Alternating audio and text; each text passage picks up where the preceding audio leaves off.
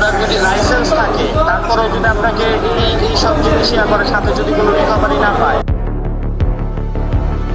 গুলশানে মাতাল অবস্থায় গড়াগড়ি করছিলেন সাভার উপজেলার বৈষম্য বিরোধী ছাত্র আন্দোলনের সদস্য সচিব মাহিদ হাসান রাফসান। তার সঙ্গে ছিলেন আরও ১৫ থেকে ২০ জন। অ্যালকোহল গ্রহণের অভিযোগে শনিবার রাতে তাদের গ্রেপ্তার করে পুলিশ। গুলশান থানায় তাদের বিরুদ্ধে মাদক আইনের মামলার পর রোববার আদালতে পাঠানো হলে ওই দিন বিকেলেই রাফসান সহ সবাই আদালত থেকে জামিনে মুক্ত হন।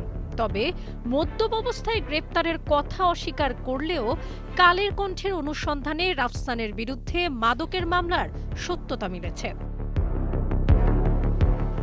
পুলিশের ক্রাইম ডাটাবেজ ম্যানেজমেন্ট সিস্টেমে ব্যবহৃত ছবির সঙ্গে রাফসানের ব্যক্তিগত ফেসবুক আইডিতে পোস্ট করা ছবির হুবহু মিল পাওয়া গেছে।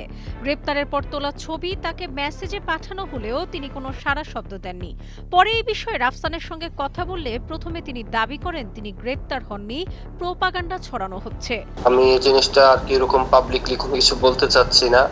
হ্যাঁ, আর মনে করেন যে একটা জিনিস হচ্ছে কি, ধরেন মানুষ মনে করেন যে মানে আপনার যদি কোনো ভালো কিছু করেন তারপরেও আপনার মানুষ যাবে সমালোচনা করতে। ভালো কাজ করলে আপনার সমালোচনা হবে, খারাপ কাজ করলে আপনার সমালোচনা হবে। হ্যাঁ, বান্ডেল থাকলে প্রতি সেনমানিতে টাকা বাঁচবে। বিকাশ সেনমানি বান্ডেল কিনে জিতুন প্রতি লেনদেনে।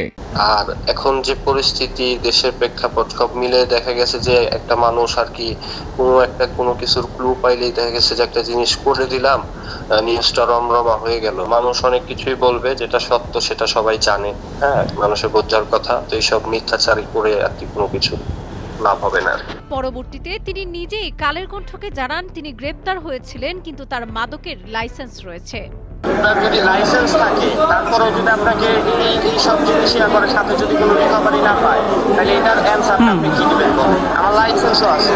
হ্যাঁ, মানে আমার ওই সাথে কিছুই পাই নাই, পানি খাওয়া হচ্ছিলাম না, এরকমও কোনো কিছু পরিকল্পিতভাবে এটা ইয়া করা হয়েছে। রবিবার রাফসান সহ গ্রেপ্তারকৃত ২১ জনকে ঢাকার মেট্রোপলিটন ম্যাজিস্ট্রেট আদালতে হাজির করা হয়। এ সময় মামলার তদন্তকারী কর্মকর্তা ও গুলশান থানার পুলিশ পরিদর্শক মিজানুর রহমান আসামিদের কারাগারে আটক রাখার আবেদন করেন। আসামি পক্ষের আইনজীবীরা জামিন চেয়ে শুনানি করেন। শুনানি শেষে বিকেলে ঢাকার মেট্রোপলিটন ম্যাজিস্ট্রেট আরিফুর রহমান ১,০০০ টাকা মুচলেখায় তাদের জামিনের আদেশ দেন। মাসুদ রানার পাঠানো তথ্যচিত্রে ডেস্ক রিপোর্ট, কালের কণ্ঠ।